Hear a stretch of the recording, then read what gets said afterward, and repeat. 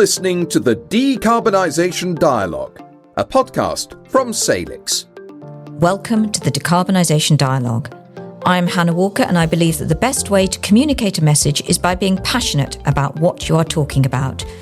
My guest today is Pancho Lewis. Pancho has completed his Postdoctoral Fellow at Durham University and is a PhD researcher at Lancaster University. He is currently Assistant Professor, Department of Geography, and his most recent publications include Fluid Hope in a Climate Emergency and Reattaching to Coal in a Climate Emergency. He has also written papers on citizens' assemblies. Pancho's research looks at the politics of net zero transitions, focusing on people's affective experiences in the midst of a climate emergency. He is also a public engagement specialist and with a focus on environmental politics. He has been involved in climate change campaigning, including at an elected local authority representative with responsibilities for climate action. For a number of years, he has also worked for the food waste platform Too Good To Go, including as their UK head of partnerships. Outside of academia, he remains an environmental advisor and is politically active. Thank you for joining us, Pancho. Thanks so much for having me, Hannah. Now, Pancho, can you tell us a little bit about your background and how your interest in people and planet where that all starts, and what led you to academia, politics and research? Yeah, so I think actually maybe sort of the way to start is by explaining that the sort of planet bit came later, my interest in planet and environmental issues. It was really the people bit that kind of got me going at the beginning. From a young age, I lived in the UK a bit, but also grew up in Peru. I'm a half Peruvian, that's where my name Pancho comes from. And sort of living in Peru really kind of exposed me to inequalities within and between countries. And a real sense of like the kind of injustices that arise when we look at people's levels of kind of material well-being and consumption and so on. Kind of got me interested in politics. I was a local authority councillor in central London, as you mentioned in the introduction. And it was only really when I was a councillor in Westminster that I became interested in the sort of the planet bit, if you like. I was a councillor during sort of 2019 when there was this big wave of climate emergency declarations, lots of people getting out on the streets. It was the sort of birth of Extinction Rebellion and Greta Thunberg's Fridays for the Future movement. And that got me kind of really interested in environmental and climate issues. So eventually I sort of took that on board and became an academic researcher who specialises on net zero transitions and how people emotionally engage with climate as a problem. Now, moving on to your research, so that's a really good background and a really interesting mix of cultures there that you've talked about. And I know that we'll kind of allude to all of that later. It's very important when we're talking about climate change and who's most impacted, of course, by climate change and the climate crisis we're facing. So in your research and on the politics of net zero transitions, what do you think are some of the common misconceptions policymakers have about the public attitudes towards climate action? Because before you start, I read a figure, and I think it's a government figure. It's spring 2023. 82% of UK adults reported being fairly or very concerned about climate change, but about 13% of that are politically active in advancing the cause of climate mitigation. So hence there's a gap between people being concerned about it and people using their voice or being active around this. That's such an important statistic to look at. You know, you said 82% of people are either fairly or very concerned about climate change. There's been a lot of stuff in the news recently about attacks on kind of net zero, different policies ranging from renewables to decarbonising people's homes. There's a big kind of media campaign to try and undermine public support in these really important initiatives. And that's really what's really important to bear in mind, and for any policymaker and any politician to bear in mind, is that whilst those attacks have had some impact, by and large, people's concern for climate change remains really, really very high. And at the same time, people want to see the government take pretty dramatic action. So I think that's really important to sort of like foreground and bear in mind. The other thing I think that is really worth considering and remembering is that there's this kind of myth that sort of circulates amongst policymakers, national politicians, and so on. And that myth is that people will only ever accept changes to their lifestyle if they're kind of marginal, if they just don't notice those changes happening. But that's, again, not true. I mean, if policies and changes are enacted in a way which are considered to be sort of fair by people can see they're being carried through in the way that doesn't kind of detrimentally impact a certain group of people. If they see that these changes are being done in consultation with people, like in genuine consultation, in a kind of genuine two-way dialogue, then they're much more likely to be supportive. And then finally, people really need to see that changes are happening in a way that are effective. There's a lot to be said about just making sure that government makes these changes in a way which are really thought through, carefully planned, and so on. And if those three elements that I've just outlined now, if those aren't things that government are doing, then it's likely that the sort of conditions for a kind of backlash or resistance will emerge. But there's nothing inevitable about that, and it's entirely possible to really make those big dramatic changes. So let's talk about citizens and climate citizenship, because I alluded to this when I introduced you, because I know that you've written papers on citizens' assemblies, for example. How do you really see that role of the kind of grassroots activism, if you like? I know citizens' assemblies was something that was set up by local authorities, and I think, and you have to correct me, it's all about individual choices, whether it's consumption choices, or is it also about those kind of the way that's used as kind of collective as a collective action? But how do you see the role of social movements and grassroots activism shaping national or local climate policies? And do you think there's an issue around whether people have faith or trust in authorities to do the right thing? Yeah, I think I'll take that question in two parts. So first, I'll talk a little bit about climate assemblies and climate juries, and then I'll talk about the role of social movements and sort of community organising. The reason I separate them out is because they come from quite different places. Climate juries and climate assemblies are things that local governments, usually, or national governments, bring forward. On the other hand, movements and campaigning, these are things that emerge from the grassroots. So in terms of climate assemblies and juries, I think they can play a really big role in helping government to devise policies which are going to kind of work and cut through with people. And the reason really climate assemblies and juries are so important is because we are talking about big changes to people's lives if net zero policies are being put into practice. We're talking about changes in regards to people's diets, potentially, how people get about, how people heat their homes, and so on and so forth. So you can't make these changes in a top-down way without hoping that no one's going to notice. You've got to make these changes in a way which are in dialogue with people. So I think they can play a really big role. What I would say is that I think that probably during the period of sort of 2019, 2020, there was lots of sort of hope invested in climate assemblies and juries as a mechanism for delivering quite kind of big transformative change, and that maybe some people almost approached it as a silver bullet. It's not a silver bullet. It's one thing that needs to be done alongside a series of other things if we're going to tackle the climate crisis. In regards to sort of the second part of your question about sort of community organising, campaigning, and so on, I think I see grassroots activism playing a really important role. Again, going back to those latter years in the 2010s, we really did see a big increase in sort of awareness and political action around climate issues when XR, when Schools for the Future were doing that amazing work they were doing. The UK Parliament declared a climate emergency after we saw this big swell in grassroots movements. So it really did affect significant change. What I would say is that it's important always to think about how grassroots organising and campaigns, how they sort of either converge or collide with broader kind of social political economic factors. On their own, they won't produce the changes we need to see.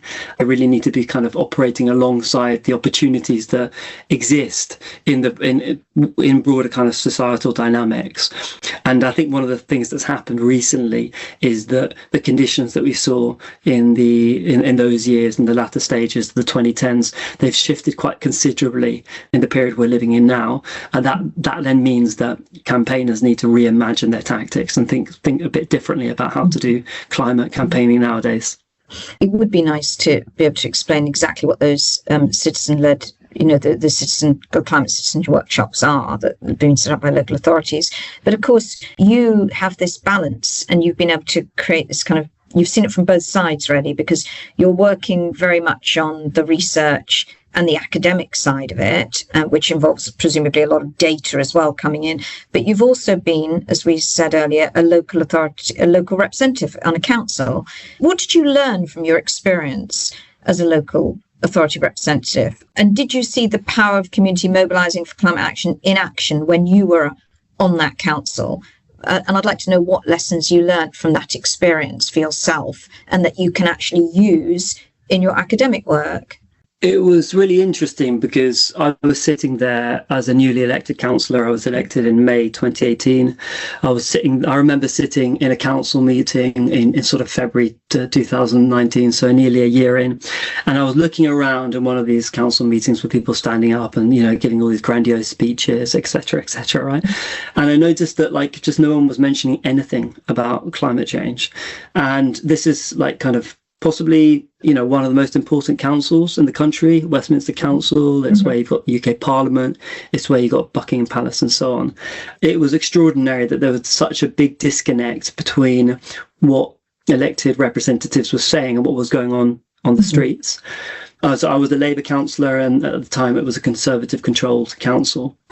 And so I said, well, we have to do something about this. This is extraordinary. How come we're not picking up on all this movement that's happening outside of Westminster Council walls? I worked with a bunch of different stakeholders, politicians from different parties, residents, community groups, and so on, and adopted a whole series of tactics to try and get the council to declare a climate emergency and commit to net zero by 2040, I think it was. At the beginning, there was a huge amount of resistance. The response I received was, we don't do things like this. Why would a local authority declare an emergency over something it doesn't have full control over? The sense in the room was really like, this is not something that we could possibly do, kind of thing. We just kept at it. We kept going, and 4 or 5 months later, they were passing a climate emergency declaration. Things have shifted. They felt the pressure. They knew the time had come to start recognizing this as a problem. And very, very, very, I think this is the key point to sort of underscore, very, very rapidly attitudes changed. So things can change very, very quickly. We aren't all stuck in one way of operating. That's an opportunity, but it's also a risk because we can also see things backslide in the other direction. And arguably, that's what's happening with climate and net zero politics today.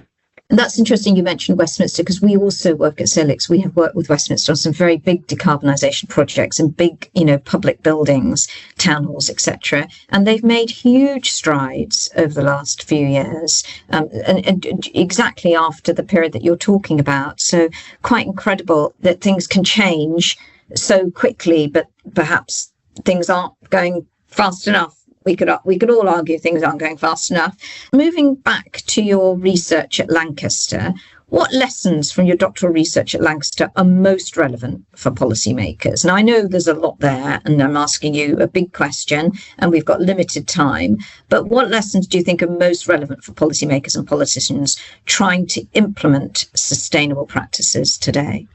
Very briefly, I'll provide just a little bit of context. I carried out my research in West Cumbria, so a very different context to Westminster. I'm talking about the most urban part of London, in the case of Westminster, shifting out to the northwest of England, right with the alongside the Scottish border, a really remote, rural, kind of disconnected area. And the place had become a bit of a hotbed of energy politics during the period I was doing my PhD. And there was a really simple reason for that, and that's that there were plans to open up a new coal mine in the area where I was conducting my field work. This would have been kind of the first coal mine that the UK would have opened in something like 20 or 30 years, So really controversial. But I was trying to understand why residents in the area, by and large, seem to support the coal mine. And I found sort of two things. First, that in line with what we've been discussing earlier, people in the area in West Cumbria were very concerned about climate change. They were concerned about its impacts on their kids, its impacts on them. Today, they could see that weather events were already changing. And at the same time, there was strong local support for this coal mine to open. And just to really cut a long story short, it really just came down to the promise of the delivery of new jobs in the area. Whilst people wanted to see the government do more to reduce emissions, they couldn't see any clean industries being delivered in their area. So they got behind that coal mine. There was also an important part of the story here, which is about the kind of cultural heritage of coal and how it connects with people's identities, and the sort of Australian mining company who were seeking to open up the coal mine did a really good kind of PR job of connecting up that past with the promise of future economic development. So the lesson is for government, kind of really simple on one level, is that you've got to deliver those alternative industries if you're going to get people behind net zero.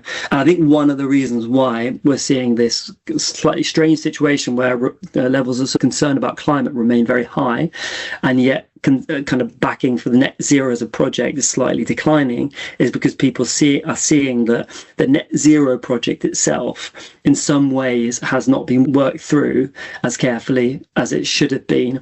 We're not seeing all the policies being delivered in the way they should, and people also don't fully trust the capacity of government to make these more transformative changes. That's a real problem. We'd have to spend a lot longer talking about exactly what's going on with net zero. I don't want to come across as if I were being overly critical of the project, because it is what we've got at the moment, and it is what's helping us move forward, and good things are happening, but there are things we need to work through at the moment we haven't actually quite precisely worked out. Yeah, that's interesting. And it is that storytelling. So, and that was the when you talk about that coal mine, and then you talk about the green jobs and the alternatives. Yeah, everybody knows from what we're saying, and what you're saying is we know that we need to take climate action, but we need to know where we're going, don't we? So it's the way we're telling that story, and the emotional storytelling as well, because obviously people need to put food on the table, but it is also something that comes from the heart as well. How do you think that we can encourage, because the more information we have, I suppose, that we see climate on our news, some kind of climate story on our news most days, do you think that the more awareness of climate then perhaps can lead to the greater pessimism about what's happening? Is that, do you think, an issue? Well, I think the simple answer is yes, because I don't think we should underestimate the scale of problems that exist in the future. We are talking about a huge, huge issue, and there's no simple solution to very, very rapidly decarbonising. Having said that, I don't think we do necessarily all need to sort of fall into a pattern of thinking which is all about despair, because there are lots of things to be hopeful about. We are seeing some good policies come through. We are seeing a rapid increase in renewables, certainly in places like the UK and elsewhere. There are changes on the ground that are happening, but also people are affecting change. We were talking about community organising and grassroots campaigns earlier on. These things are having a real kind of big impact. I really wouldn't underestimate that. And what that tells people who are listening to this podcast, and also listening to other podcasts and thinking about this issue, is that what we do as individuals and what we do in our communities really, really matters. It might seem like climate is a huge global problem, but change that starts at the individual level and the community level can kind of scale up to the regional level, the national level, and then the international level. I truly believe that as well. That the power is really at the grassroots level, and it's how we use that, and how all of the groups and concerns are connected within that. Apologies, I interrupted you. No, I mean, the only other thing I was going to say is that what I also think is that if people feel apathy or people feel despair, that these aren't things that we necessarily need to associate as being negative, that these emotions have an important role in the politics of kind of net zero transitions and climate. So like despair, for example, can be quite a productive feeling.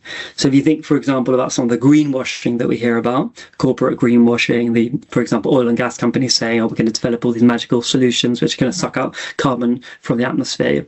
Don't get me wrong, there is a role for CCS. It's just more limited than it's usually acknowledged. When people hear this stuff, they sometimes feel despair, and it's right to feel despair because these are just things that are not true. So despair can have its own kind of political momentum and energy, and that's important to recognise.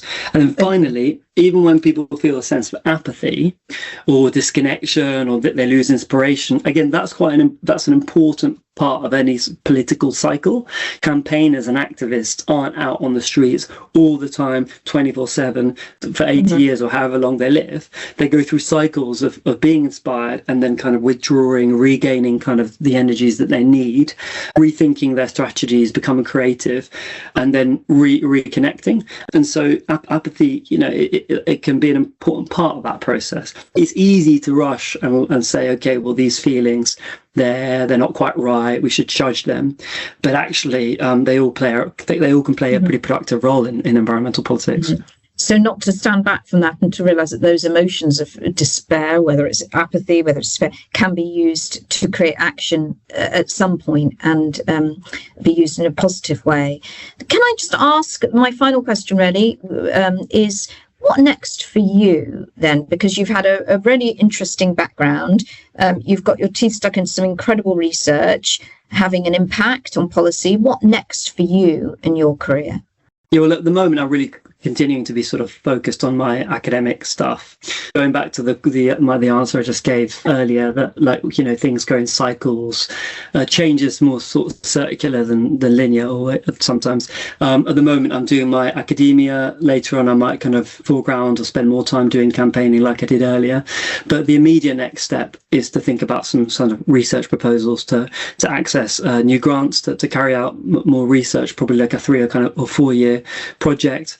The thing that I'm really interested in at the moment is thinking critically about some of the kind of growth mantras that we hear. The Labour government, I was a Labour councillor, so that's where my party allegiances historically lay. But at the moment, with the Labour government, we just hear them talking about growth the whole time, right? And of course, improving people's material standards of living is important. But the problem with the growth mantra is that it kind of suggests that that's the only way we can move forward, and that's the only desirable future. But actually, people are capable, and I think I've sort of hinted at this earlier, people are capable of living in lots of different ways. We haven't always lived these really high carbon, energy intensive lifestyles. We've lived in lots of ways. And people nowadays living under kind of modern economic conditions, not everyone chooses to live such a fossil fuels and energy intensive lifestyle. So I'm interested in really tracking and tracing those people who kind of challenge, sometimes in quite subtle ways, growth mantras.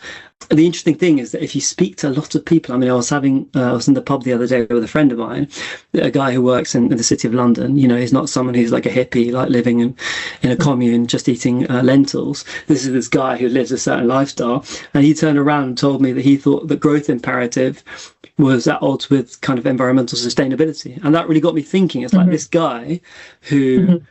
we would imagine as someone who might be very, very attached to sort of energy intensive living, flying everywhere, etc. Even he's beginning to see sort of that maybe the two things don't quite add up. I'm interested in thinking about these kind of fissures, these tensions, these things that signal that maybe there are other ways of living. Thank you to Pancho Lewis for spending time with us today and providing such insight. There can be no doubt that climate change is the biggest challenge of our time. Today, we must reduce greenhouse gas emissions to slow global warming. Today, we must act for tomorrow, adjusting our lifestyles to current and future impacts of climate change. Today, we must use our collective wisdom to deliver on our climate commitments. Today, we work for tomorrow's world. Thank you once again to Pancho, and don't forget to subscribe to our podcast channels and tell us what you think. Email us at podcast@salixfinance.co.uk. Thank you once again to Pancho. Thanks, Anna. Thank you. You've been listening to the Decarbonisation Dialogue, a podcast from Salix. For more information about our work and to find more content, please visit salixfinance.co.uk/podcasts.